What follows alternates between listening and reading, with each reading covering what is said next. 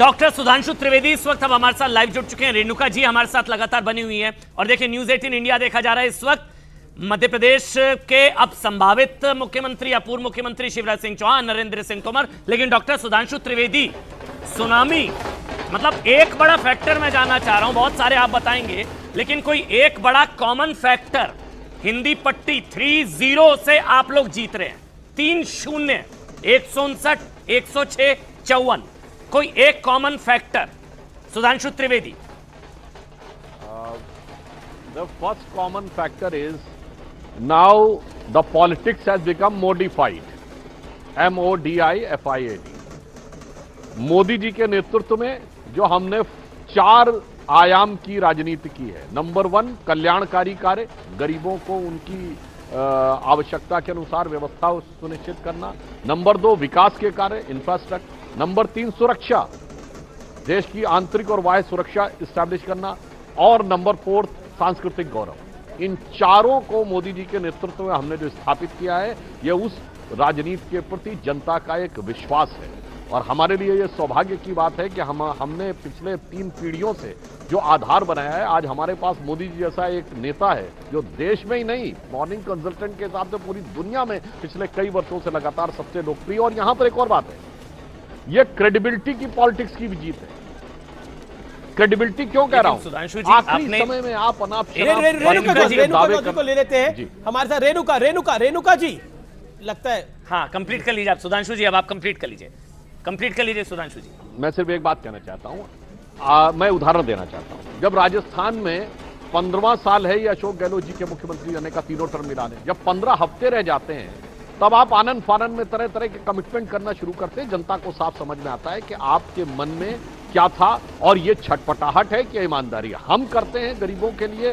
पहले बाकायदा विचार करते हैं, सर्वे करते हैं, टारगेट करते हैं सेगमेंट को, तब देते हैं। तो मोदी जी की गारंटी है, बाकी ढपोर शंख है, वो यह भी दिखाई पड़ रहा है चुनाव परिणाम। अच्छा, इंडिया अलायंस के फ्यूचर को लेकर आप किस तरह से देखते हैं? मतलब इन चुनावों में ये इतनी बड़ी हार के बाद राहुल गांधी के चेहरे पर जो चुनाव संभवतः लड़ा गया, तो इस चुनाव में हार के बाद इंडिया अलायंस का फ्यूचर आपके हिसाब से सुधांशु त्रिवेदी, और ब्रांड राहुल की भी बात कर लेते हैं। देखिए, मैं इसको 2 डायमेंशन में देखता हूं। देखिए, इन चुनाव परिणामों के बाद निश्चित रूप से भले ही ऊपर से इंडिया अलायंस कहे कि उसे दुख हो रहा, पर इंडिया अलायंस के ज्यादातर घटक, जिसमें तृणमूल कांग्रेस भी होगी, नीतीश कुमार जी भी होंगे, अखिलेश जी भी होंगे, शरद पवार जी होंगे, उनके दिल में लड्डू फूट रहे होंगे कि अब हम हकीकत में जो चाहेंगे वो करवा पाएंगे। तो हो सकता कांग्रेस के दिल में मुहर्रम हो और उनके दिल में ईद हो रही हो कि अब इंडिया अलायंस में कस के खींचातानी होगी। परंतु एक संकेत है, यदि तेलंगाना में यह दिखाई पड़ रहा है कि मुस्लिम वोट पूरी तरह कांग्रेस की तरफ जा रहा है, क्षेत्रीय दल को छोड़, लेकिन इससे पहले जेडीएस को छोड़कर कर्नाटक में गया, तो मानी हुई बात है ये क्षेत्रीय दलों के लिए। लेकिन इंटरेस्टिंग ये है, क्षेत्रीय दलों के माथे पर बल शिकन पड़ने वाली बात है। लेकिन सुधांशु, तेलंगाना में सुधांशु त्रिवेदी जी, आप बीजेपी के सांसद हैं, तेलंगाना में कांग्रेस को जो एक बड़ी बढ़त मिल रही है, वो एक फैक्टर बहुत बड़ा है।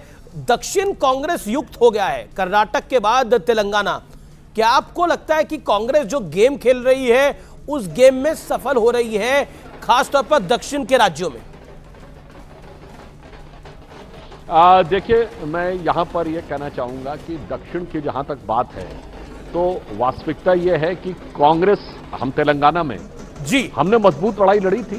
तेलंगाना में हमने लंबी छलांग लगाने का प्रयास किया, पर कई बार होता है पहली बार में आप लंबी छलांग नहीं लगा पाते। 91 में हमने सरकार बनाने का दावा किया, 120 सीटों पे रह गए थे, फिर 96 में 160 पे आए, फिर 98 में बहुमत का नेतृत्व किया। आज मोदी जी के नेतृत्व में स्पष्ट बहुमत है। परंतु दक्षिण के जो राज्यों की बात है, कांग्रेस वहां पे आई जहां वो डिफॉल्ट आने की स्थिति में थी, मुख्य विपक्षी दल थी, इस कारण से उन्हें प्राप्त हुआ। तो मैं मान रहा हूं दक्षिण के राज्य और घबरा गए होंगे इससे।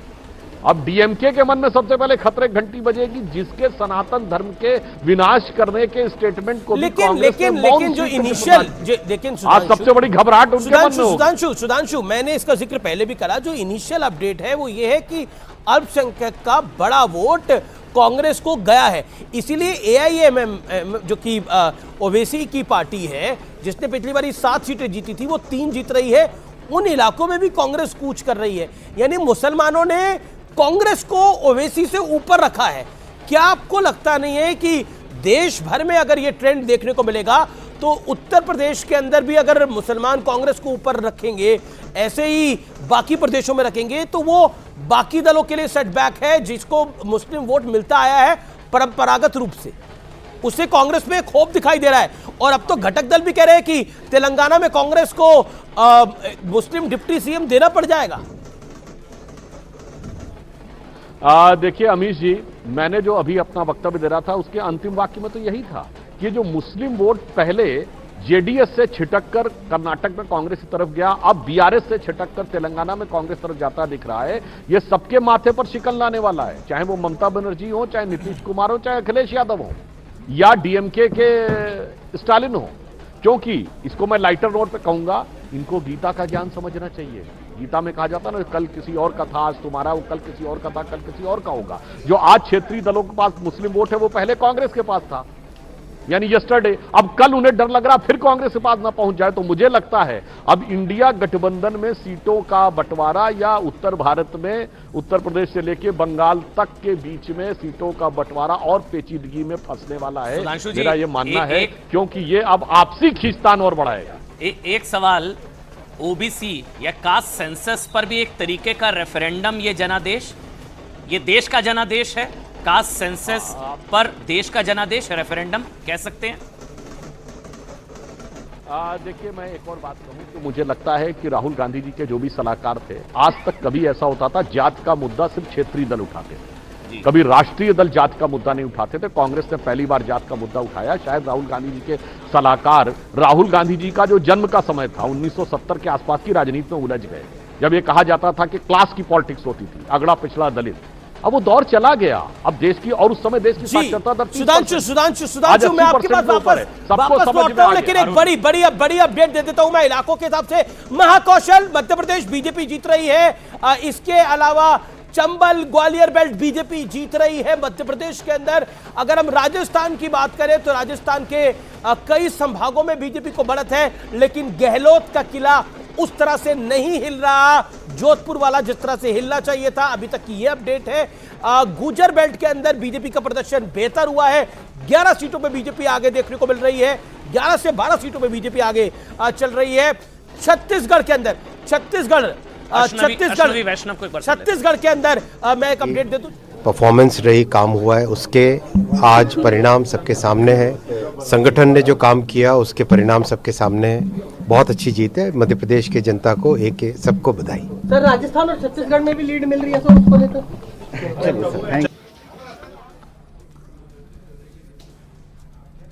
तो अश्विनी वैष्णव को आपने सुना, बंपर जीत भारतीय जनता पार्टी की।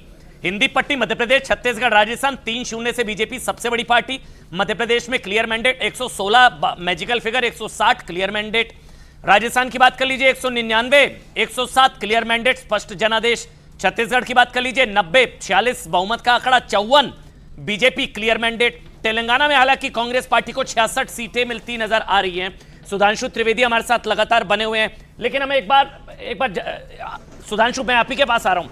सुधांशु, मध्य प्रदेश, छत्तीसगढ़, राजस्थान, कांग्रेस के एक बड़े नेता कह रहे हैं कि सनातन का श्राप लगाया कांग्रेस पार्टी। आचार्य प्रमोद कृष्णम कह रहे हैं, आचार्य प्रमोद कृष्णम कह रहे हैं सनातन का श्राप लगा है कांग्रेस पार्टी को। देखिए अब वो तो आचार्य हैं तो कह सकते हैं। अगर श्राप की हम बात कहें तो जब से कार सेवकों की हत्या करने वालों का समर्थन किया था कांग्रेस ने, अब इसे संयोग मान लीजिए या दैव योग मान लीजिए, उसके बाद से कभी कांग्रेस को स्पष्ट बहुमत नहीं मिला। उस समय 400 की मेजॉरिटी थी राजीव गांधी की। अब इसलिए दर्शकों विवेक पे छोड़ता हूं, मगर एक बात मैं कहना चाहूंगा, यह राजनीति ये दर्शाती कि अब आप मुखौटा इतना बदल के राजनीति नहीं कर सकते कि मध्य प्रदेश में कमलनाथ जी हिंदू राष्ट्र जैसे विषय पर भी घुमा फिरा के समर्थन कर जाएंगे, और वहीं आप तमिलनाडु में हिंदू धर्म के समूल नाश की कॉन्फ्रेंस करवाएंगे और उसका मौन समर्थन करेंगे। लेकिन रैली जमाने चले गए 40 साल पहले जब तमिलनाडु में क्या हुआ है मध्य प्रदेश में पता नहीं लगता था। अब हनुमान भक्त कमलनाथ ने इंडिया अलायंस की रैली नहीं होने दी थी। लेकिन कमलनाथ क्या करते, कमलनाथ ने तो मेहनत करी।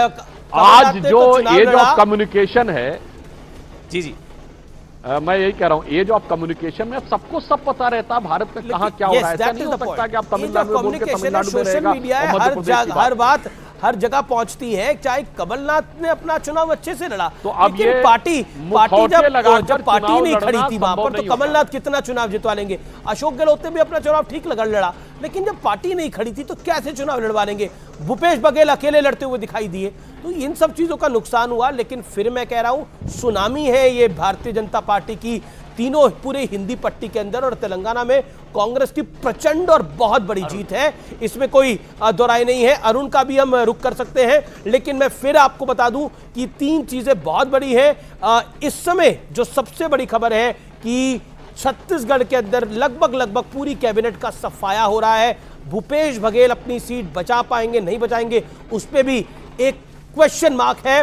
लेकिन भारतीय जनता पार्टी का नंबर अब छत्तीसगढ़ में 55 जाता हुआ, और राजस्थान में 110 टच करता हुआ, और मध्य प्रदेश के तो क्या कहने 160 के पार, और कांग्रेस कंफर्टेबल है अब तेलंगाना के अंदर 66 पर। यह एक बड़ी अपडेट है। सीधा अरुण सिंह का हम रुख कर सकते हैं। अरुण सिंह हमारे साथ है। Arun, over to you. क्या अपडेट है, क्या आपको लगता है कि हुआ क्या है ये? देखिए, एक छोटी सी तस्वीर दिखा के मैं बताऊंगा कि बीजेपी की बस इतनी सी कहानी है, प्रधानमंत्री से शुरू है और प्रधानमंत्री पर खत्म है। आप ये पोस्टर देखिए, प्रधानमंत्री नरेंद्र मोदी गरीब कल्याण ऊपर लिखा हुआ है, वहां से शुरू है। जेपी नड्डा, शिवराज सिंह चौहान, अमित शाह होते हुए प्रधानमंत्री पर ही खत्म है। तो प्रधानमंत्री की बस यही कहानी है कि बीजेपी के लिए वही सबसे बड़े चेहरे हैं, वही सबसे बड़े वोट पुलर हैं, वही सबसे बड़े जो है वोट खींचने वाले नेता। आप देखिए यहाँ पर बीजेपी दफ्तर में सेल्फी का दौर शुरू हो गया। भारतीय जनता पार्टी का गमछा पहन के, ये युवा नेता हैं, आप लोग युवा नेता, क्या कहेंगे? 160 सीट मिल रही है आप लोगों को अभी तक रुझानों में। अरे भाई बात करो, बताइए क्या कहेंगे? बहुत ही हाँ, खुशी हो रही है हमको। हाँ। और हमारे बीजेपी की तरफ से हमारे युवा नेता जीतेंगे। ये देखिए, ये जो युवा नेताओं का दल है, इसका नेतृत्व कौन करेगा अभी तय नहीं हुआ है। लग रहा है कि मुख्यमंत्री का जिस तरह से अभी तय नहीं है कि कौन बनेगा, शिवराज सिंह ही कंटिन्यू करेंगे, कोई और बनेगा, उसी तरह इनका नेता तय नहीं है। लेकिन दूसरी तरफ मैं आपको लेके चलता हूँ, भारतीय जनता पार्टी का जो दफ्तर है, वहां पर ढोल नगाड़े बहुत देर से बज रहे हैं, बीच बीच में थक जाते हैं ये लोग, और उसके बाद ढोल नगाड़ा बजाने लगते हैं, फिर बीच बीच में थक जाते हैं। अब आप लोग ढोल नगाड़ा बजा के क्या साबित कर, क्या आप लोग पार्टी कहेंगे ऐसे आए? ठीक है अरुण, आपके पास आएंगे ढोल नगाड़े, लड्डू शड्डू पहुंच रहे। प्रधानमंत्री नरेंद्र मोदी भी बीजेपी हेडक्वार्टर पहुंचेंगे।